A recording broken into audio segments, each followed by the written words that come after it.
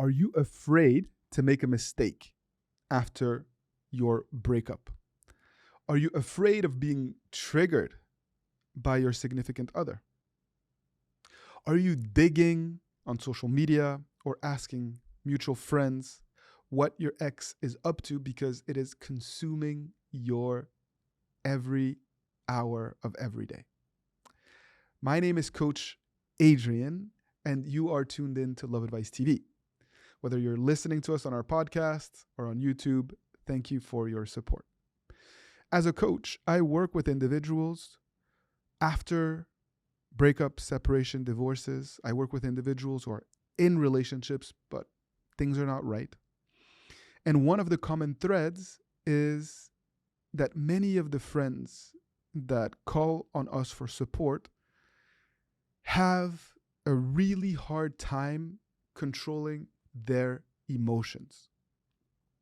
And so I really wanted to explore with you why, as well as what you can do to make sure that your emotions don't get the best of you.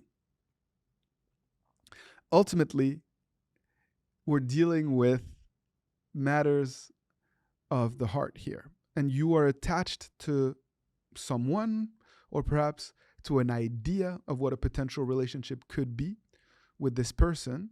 And quite frankly, you're scared. You're scared that you're going to lose them, and you're going through an identity crisis without them. Most often, those emotions cloud our judgment, and we tend to put our ex on a pedestal.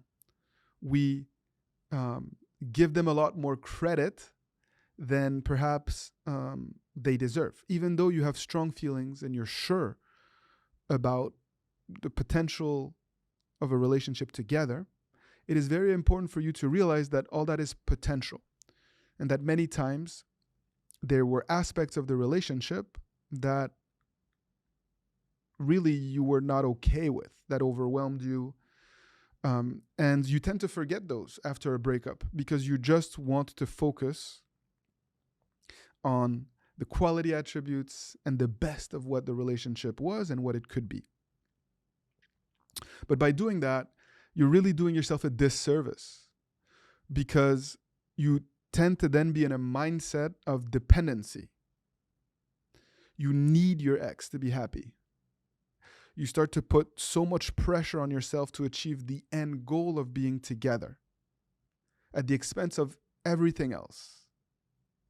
Because this process, although your goal is to rebuild a relationship with someone that you love, it's about so much more than that. And if you lose track of it all, the odds are that you will not end up reaching that goal of being with someone else. Ultimately, it's about growth. It's about making sure that you turn this crisis into an opportunity. It's about learning what went wrong and why, and ultimately taking steps to make sure that you put yourself in a situation to not repeat the same mistakes. If your change is real, if your change is sustainable, then you really truly can offer something new.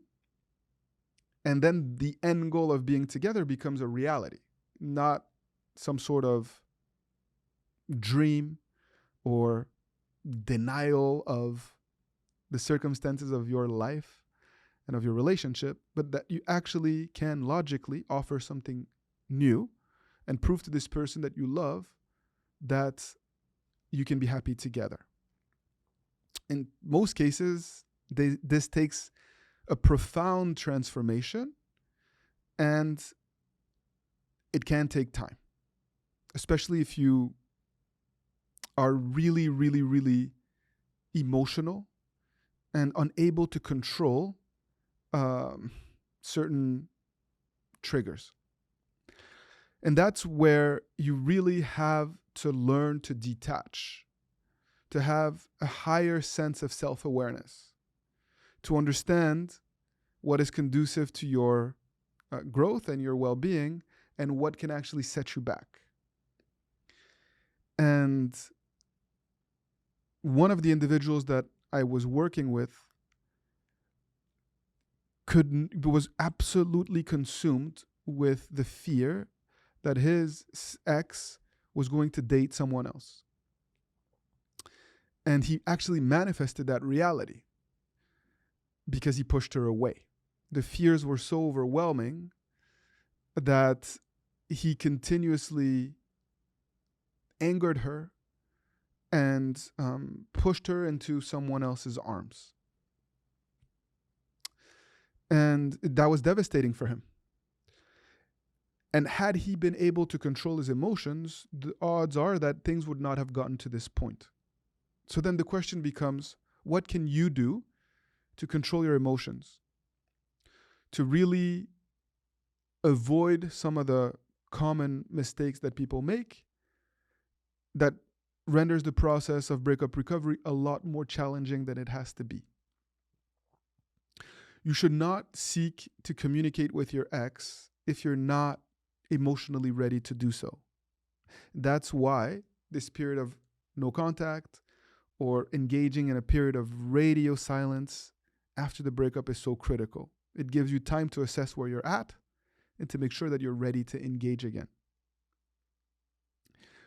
Sometimes getting off social media is also necessary because you don't have the self-control necessary to be able to engage with social media in a way that is productive and uplifting and that will help you to deal with some of the challenges that you're facing in that moment.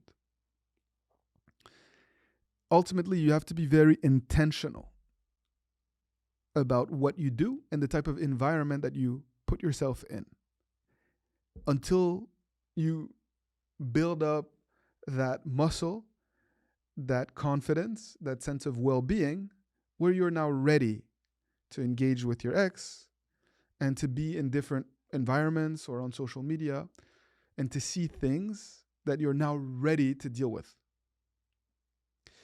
So, sense of self-awareness, a sense of patience, and a sense of commitment to this process of transformation is absolutely necessary and needs to be nurtured. And I challenge you to think about how you can do this.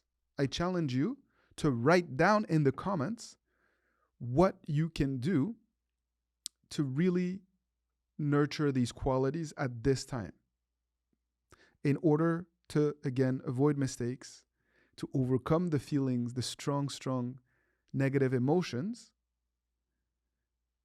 and to be ready to engage with your ex again in a more uplifting way. And I will make a video on how to reconnect when you're there. And we actually have a lot of private content. You can click on the link below my videos to access this private content that goes much deeper into how to create chemistry and connection and the right way over time with your significant other. But if you're in this state of heightened emotions, there's no reason to even consider that or to try to engage with your significant other because you're going to push them away or you will be triggered and it will really impact your sense of self and your sense of well-being, and you're going to experience a setback. So be patient with yourself, be real with yourself, continue to raise your emotional IQ, continue to learn about yourself and about how to be in a healthy relationship at this time, and opportunities will come to reconnect with your ex. And if they are pushing communication or engaging with you or triggering you, then you need to learn to set boundaries. And it is going to be critical for you to do that and to not feel bad, to not feel guilty, to not be afraid that you're pushing your ex away. You need to be ready to engage. Otherwise, it's going to really make things a lot more challenging. If you're unsure of where you stand, then book a private coaching session with someone on our team. They will help make sense of it all for you and help you gain that perspective to start to make sound decisions. This is what we do. This is Love Advice TV. I thank you for your trust.